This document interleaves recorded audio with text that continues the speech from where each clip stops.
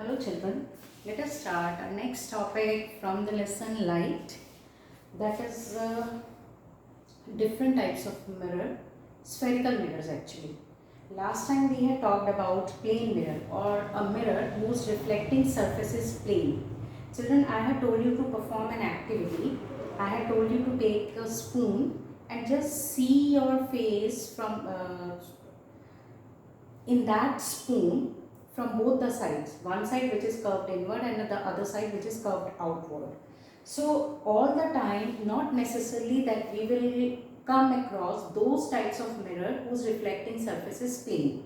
There are different types of mirrors whose reflecting surface are curved also, like a spoon which is curved inward and curved outward.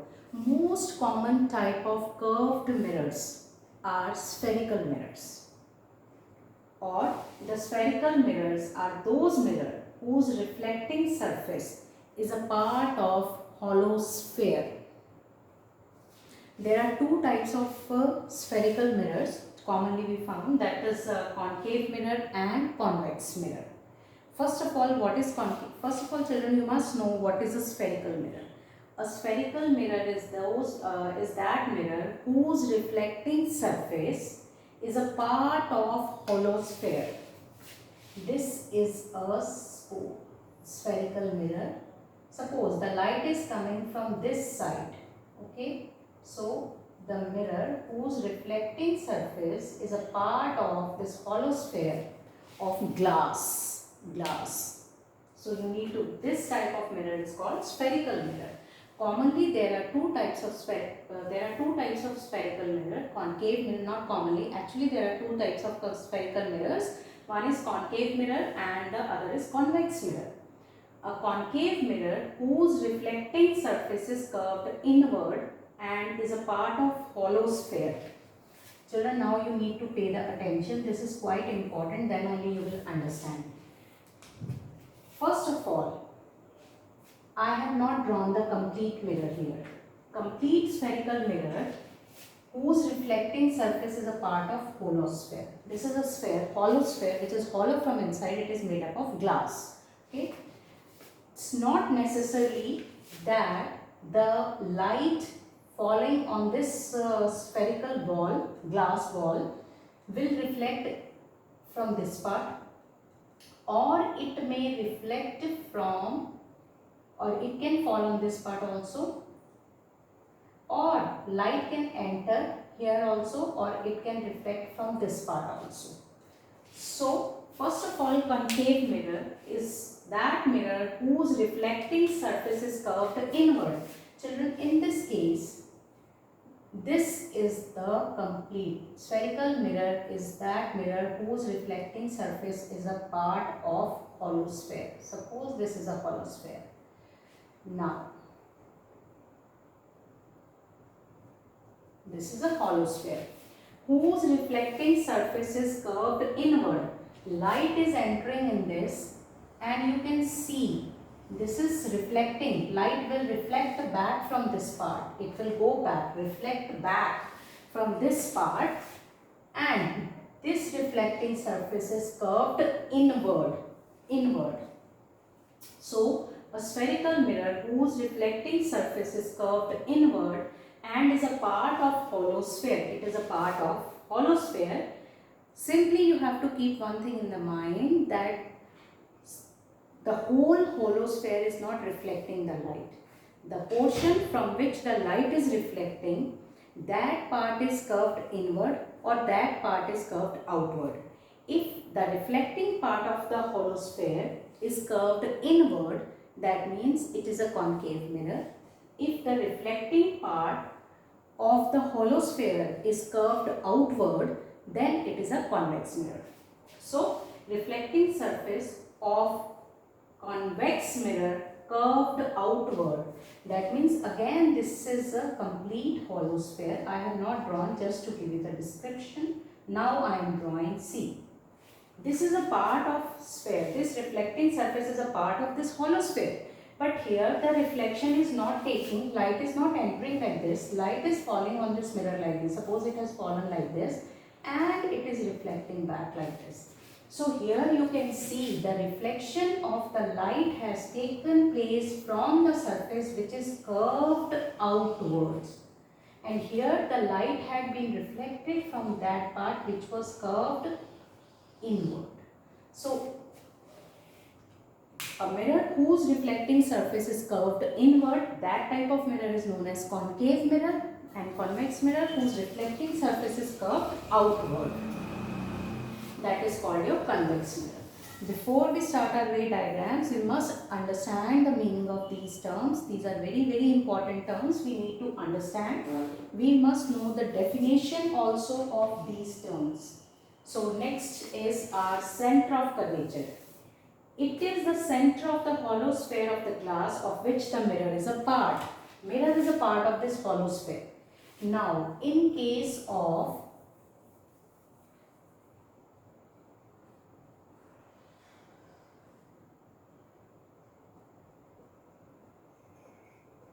if the portion of the mirror on which I am drawing these types of lines, this means that this is the polished surface of the mirror.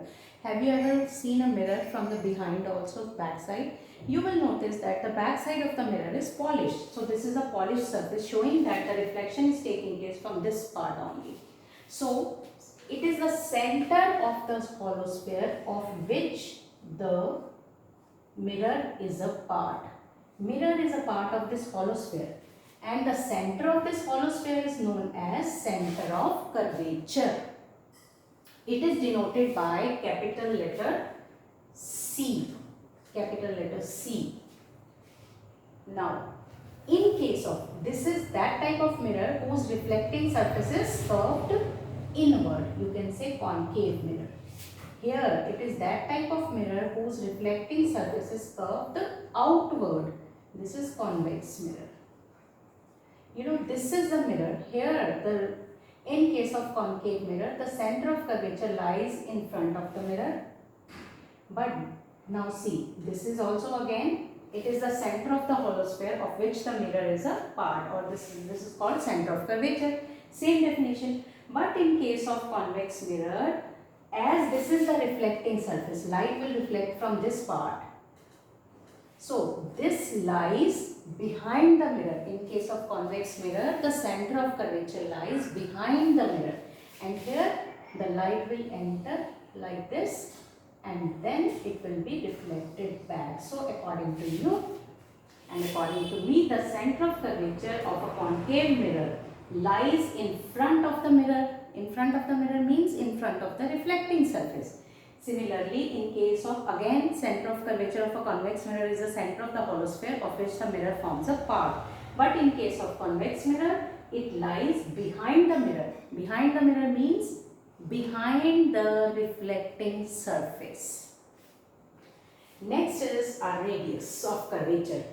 Radius of the hollow sphere of which the mirror is a part.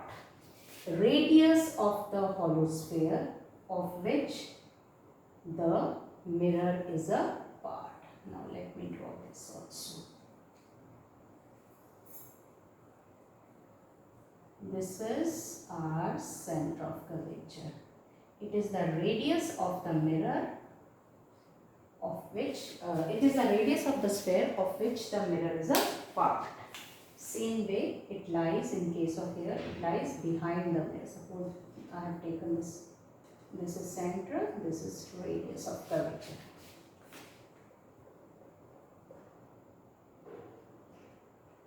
Sorry, no. This is center. And this is your, let me describe this point first and then go to the radius of curvature again. Wait, I need to tell you what this point is. The center of the spherical mirror is called O. This center of the spherical mirror. Suppose this is only this part is reflecting part. The center of this part is called our pole, denoted by capital letter P. Similarly here, this P. So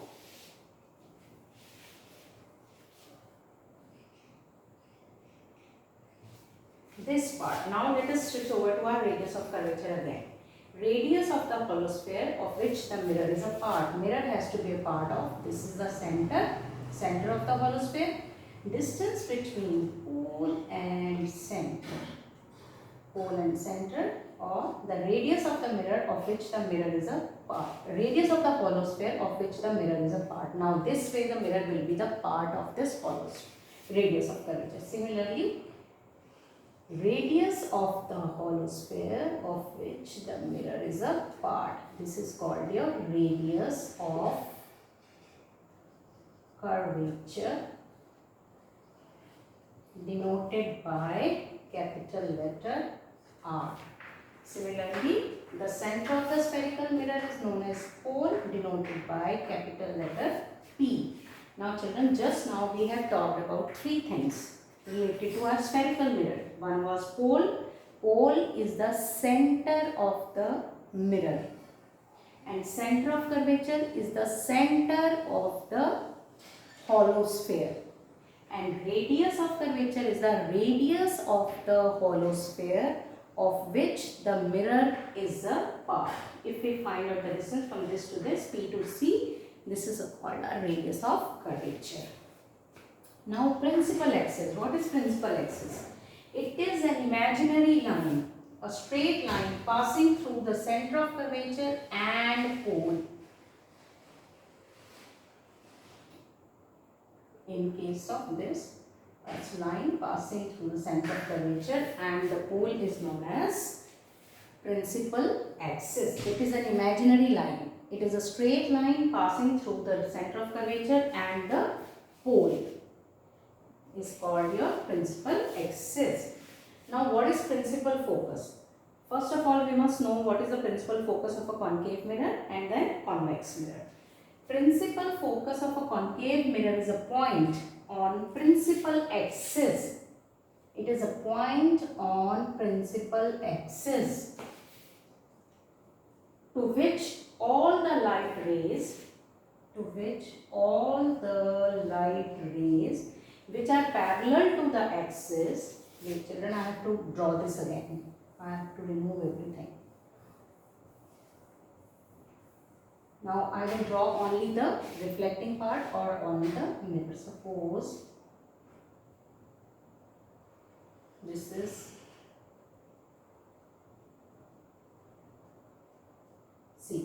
this reflecting surface. This is the center of the mirror, which is known as pole. This is the center of the hollow sphere, which is known as center of curvature. And now what you need to do? The radius of the hollow sphere of which the mirror is called part is called as, this distance is your radius of curvature. Now what is principal focus? It is a point on principal axis where the light rays which are parallel to the principal axis. See these two lines which I have drawn here. Now I am going to remove this part here so that it will be clear. These two light rays are falling on the mirror and these two light rays are parallel to the principal axis. So according to the definition, principal focus is a point on the principal axis where the light rays which are parallel to the principal axis, after reflection from the mirror, from the mirror converge. Converge means to concentrate, or converge after reflection from the concave mirror. This is known as your principal focus of a concave mirror. Now what is the principal focus of a convex mirror? Now I have to again remove this diagram. Now children, see in this case our reflecting surface is curved outward. This is my principal axis. This is my pole. You know, in case of convex mirror, center of curvature is behind the mirror. Distance between P and C will give you radius of curvature.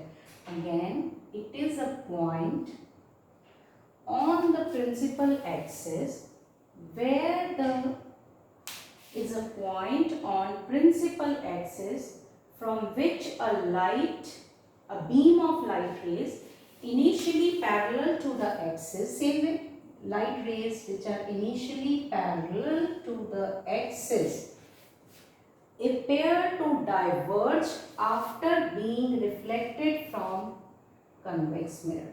Beta, convex mirror is known as diverging mirror, concave mirror is known as converging mirror.